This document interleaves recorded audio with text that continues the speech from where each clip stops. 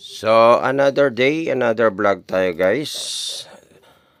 Update natin itong Barangay 8 na binigyan ng palugit ni Yorme ng 7 days para sila na mismo ang mag-demolish ng mga kabahayan na kanilang itinayo, no?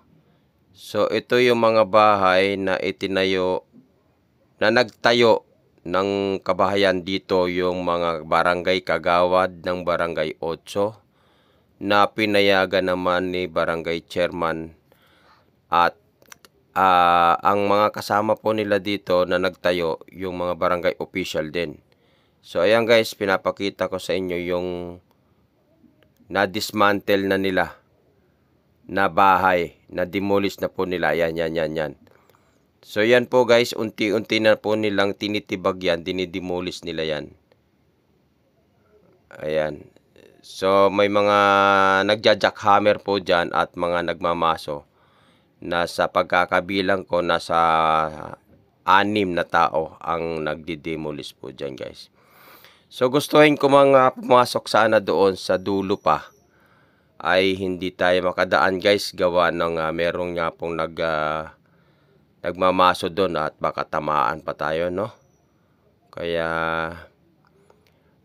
dito ngayon may napansin akong backhoe na patuloy na gumagawa din. Ayan, may project din dito na itinuloy lang nila. At may nakita nga tayo ditong sheet pile. Yun, nagsisit piling po sila guys para dito sa estero na to. So balik tayo dito sa dinidemolish na bahay guys. Toy Story itong bahay na nakita nating dinidemolish, at sa pagkakaalam po natin, kung ito ay bahay ng mga kagawad ng Barangay 8. Napakalalaki po nito guys. Ayan. So, kagustuhan ko sanang pumasok doon pero hindi po tayo makapasok guys. Hindi na tayo makapasok. Kaya dito na lamang tayo sa sa bungad. At least nakita natin yung kabuuan ngayon na unti-unti pong binabagsak nila at tinatanggal nila itong mga kabahayan na ito. Ayan. Ngayon, gusto ko lang ipakita sa inyo guys, at lalabas ako para makita nyo yung kabuuan mismo ng Barangay 8. Ito yung Barangay Hall, yung kulay asul na yan. Yan po yung matagal na pong naka-stay dyan. At container po, sa pagkakatingin ko, 2 container po nakapatong yan. So madali lang po yan tanggalin. Ito yung Barangay 8. Ngayon, meron po silang itinayo kasi na mas bago na Barangay Hall. Yung po, yung kulay green na makikita po natin guys. Ayan. Yan po yung bagong Barangay Hall. Ayan o. Yan. Ngayon, ang nakikita natin na dinidemolish itong katabi niya, na halos kasing laki din ng Barangay Hall. Ngayon, dahil sa hindi po tayo makapasok doon sa area, so ginawa natin ang paraan, nagpalipad tayo ng drone, at dito nga makikita nyo na may gumagawa at nag-demolish nga doon, no? Ayan po yung kabuuan, ay buong buo pa yung Barangay Hall. Yung 2 Barangay Hall.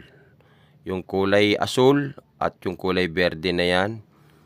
Yan po yung 2 Barangay Hall. At yung katabi naman ng berde ng Barangay Hall ay unti-unti na nilang dinidemolish. So kung mapapansin natin guys, kung ganyang kabagal ang kanilang pagdidismantle, sa tingin ko po matatagalan sila dyan. Ayan. Yan po, makikita natin may nagja-jackhammer at nagmamaso dyan.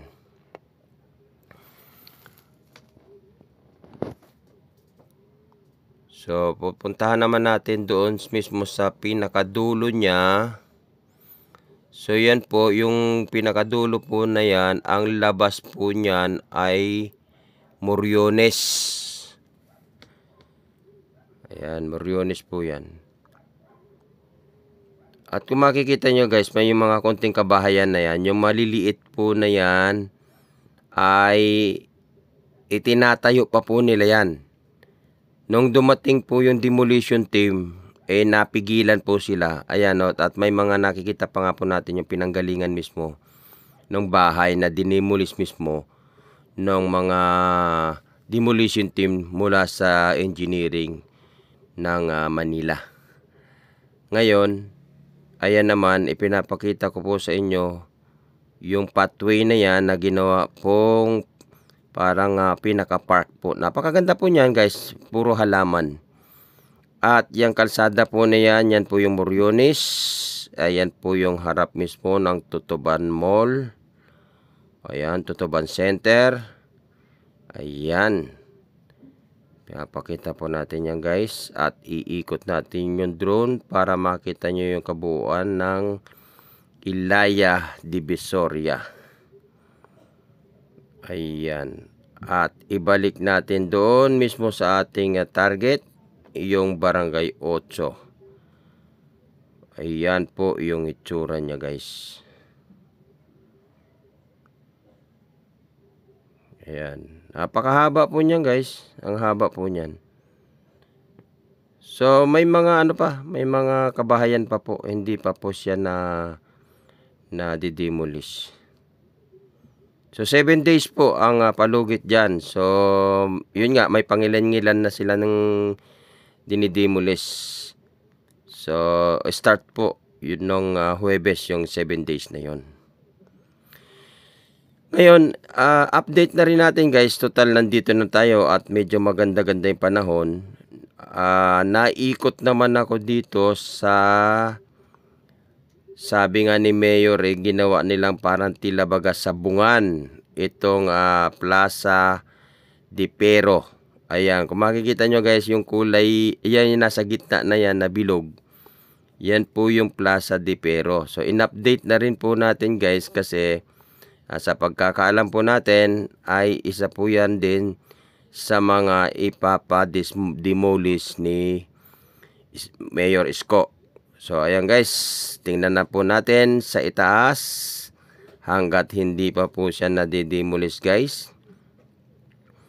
At isa nga po yan sa mga sinasabi ni Yorme na yung historical site ay kanilang tinayuan ng istruktura na tila baga parang ginawang sabungan. Ayan. So i-update din natin to guys kung ito po ba ay kung kailan ito i-demolish ano. So yan po yung Plaza del Pero sa Gagalangin, Tondo. So yan guys, maraming salamat sa pagsama sa atin sa ating update sa Barangay 8 at dito sa Plaza de Pero.